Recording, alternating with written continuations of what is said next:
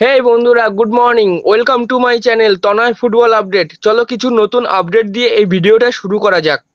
বন্ধুরা, আজ প্রথমে যে আপডেটটি দিয়ে শুরু করব সেটি হলো জামশেদপুর এফসির মিডফিল্ডার হাবি হার্নান্ডেজকে নিয়ে।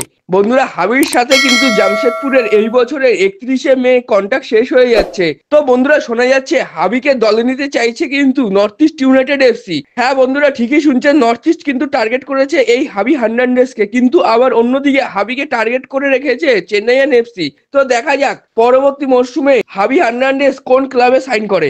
বন্ধুরা, পরবর্তী আপডেটটি হলো x Mumbai city FC player Bipin সিংকে নিয়ে। বন্ধুরা, বিপিন সিংকে কিন্তু একটা গ্র্যান্ড থ্যাংক ইউ দিয়েছে মুম্বাই সিটি এফসি, এবং তার যে 29 নম্বর জার্সিটা রয়েছে সেটাকেও রিটায়ার্ড করে দিয়েছে। হ্যাঁ বন্ধুরা, ঠিকই শুনছো, আর কোনো মুম্বাই সিটি এফসির প্লেয়ারকে এই 29 নম্বর জার্সি পরে খেলতে দেখা যাবে না। বন্ধুরা, পরবর্তী আপডেটটি হলো ইন্টার মিলানকে কিন্তু 5-0 গোলে হারিয়ে উয়েফা চ্যাম্পিয়ন্স লিগ 2025 চ্যাম্পিয়ন হলো পিএসজি।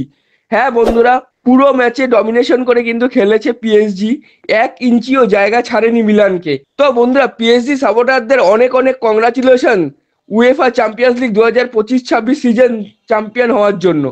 বন্ধুরা, এই ছিল আজকের আপডেট। যদি ভিডিওটা ভালো লেগে থাকে তাহলে লাইক, কমেন্ট, শেয়ার করো এবং চ্যানেলটা অবশ্যই সাবস্ক্রাইব করো, এবং আমার ফেসবুক পেজ ও ইনস্টাগ্রাম আইডিটা ফলো করে রাখো সবার আগে আপডেটগুলি পাওয়ার জন্য।